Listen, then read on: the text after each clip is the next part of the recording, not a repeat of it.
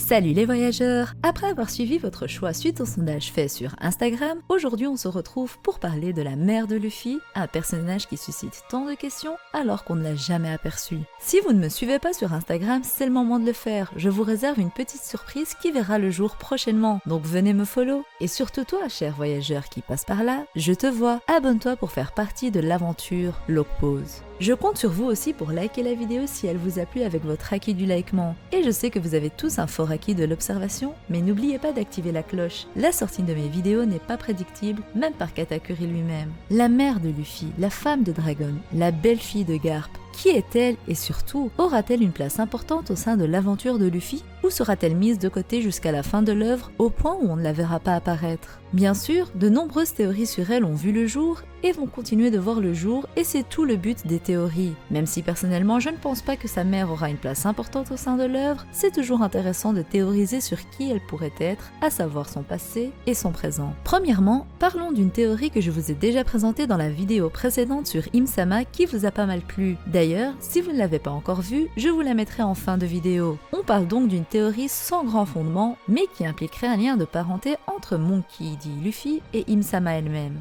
Comme vous le savez, selon moi, Im-sama serait inspirée de la Reine-Mère d'Occident, divinité dans la mythologie chinoise, chef des immortels et déesse des châtiments et des étoiles.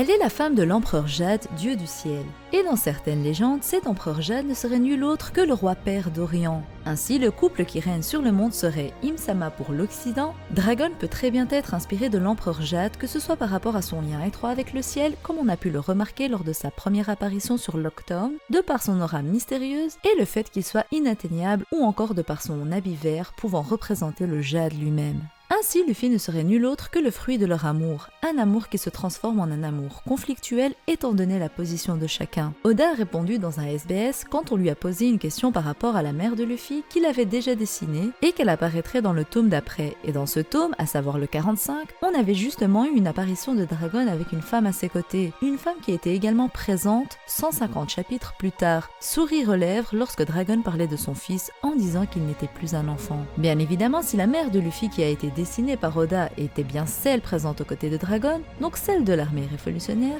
il est incontestable que la théorie d'Im-sama ne tient pas la route pour l'instant. Sachant également que le personnage de la mère de Luffy a été dessiné ne serait-ce que brièvement dans le tome 45 si l'on en croit les paroles d'Oda, et que Im-sama ne nous a été introduite que récemment. Passons à une autre théorie qui est portée sur une histoire d'amour plus profonde que ce que l'on croit. Le centre principal de cette théorie est bien sûr la mère de Luffy, mais également son père, à savoir Dragon. Dragon est un des personnages mystérieux de cette œuvre et ce dernier est un révolutionnaire. Pourquoi aurait-il de devenir un révolutionnaire alors que son père Garp, ancien vice-amiral considéré comme le héros de la marine, a essayé de le guider vers cette voie qu'est la marine? Il y a peu de réponses à cette question et celle qui va nous intéresser est tout simplement la haine engendrée par des actes du gouvernement mondial, de la marine et des Tenryubito même. Une haine que Dragon a vu naître en lui et qui s'est amplifiée avec le temps. Une haine avec à la base de celle-ci, la mère de Luffy. Une histoire tragique à la Roméo et Juliette entre un Di et une Tenryubito. La mère de Luffy ferait donc partie des nobles prétendant être des dieux, les dragons célestes. Sa rencontre avec Dragon serait tout simplement une rencontre entre un officier de la marine et une Tenryubito qu'il doit protéger. Pour autant, cette jeune femme ne serait pas du tout comme ses confrères, les autres dragons célestes.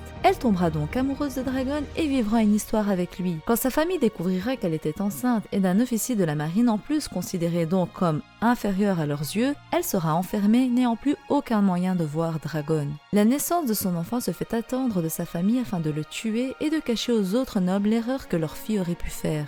Mais c'était sans compter le fait que Dragon ne laisserait pas passer ses actes et viendrait la sauver. Il décide donc de quitter la marine ayant au final, comme son père, pas la morale de protéger les Tenryubito, leur portant plus de haine qu'autre chose. Ainsi, il sauvera sa femme, la mère de Luffy, lors d'une nuit de tempête et d'orage, comme le jour où il a sauvé Luffy à Locktown. S'étant enfui avec sa femme, ils créeront l'armée révolutionnaire pour rétablir la justice inexistante dans ce monde. Une fois Luffy né, il le confiera à son père avec qui, contre toute attente, il a toujours un contact pour ne pas le mettre en danger et pour que le couple Dragon et sa femme puissent se concentrer sur leur but, à savoir renverser le gouvernement mondial et les Tenryubito. Ce qui peut nous mener à penser à ce genre de finale, c'est tout simplement l'information que Oda a donnée dans un SBS, comme je l'ai expliqué précédemment. La mère de Luffy pourrait être une révolutionnaire se tenant aux côtés de Dragon.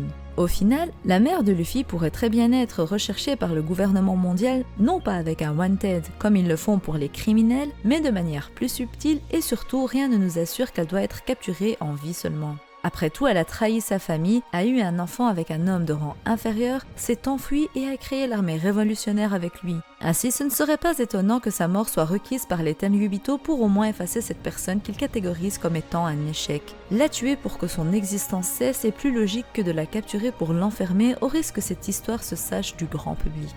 Cette théorie pourrait être également redirigée vers une autre théorie faisant de la mère de Luffy une ancienne esclave des Tenryubito. Une histoire d'amour interdite autant que celle entre une Tenryubito et Dragon, à savoir une histoire entre une esclave des dragons célestes et un marine Dragon. Étant de garde à Marie-Joase, il rencontre cette esclave dotée d'une force incroyable ou encore d'une beauté sans pareille. Après tout, les déclarations d'Oda quant au fait que la mère de Luffy serait quelqu'un de strict, de robuste et de pas très belle a été dit dans une interview de 2009. En 2010, le personnage de Dandan vit le jour, un personnage correspondant donc totalement aux paroles d'Eiichiro Oda, sachant que même si elle n'est pas reliée par le sang avec Luffy ou encore avec Ace, elle se considère elle-même comme étant leur mère, ce qui est tout à fait légitime vu qu'elle est celle qui les a élevés, éduqués, nourris et logés. Ainsi, la réelle mère de Luffy pourrait être dotée d'une beauté sans pareille, ce qui expliquerait quand même un minimum le fait que Luffy n'ait pas du tout pris de son père niveau physique.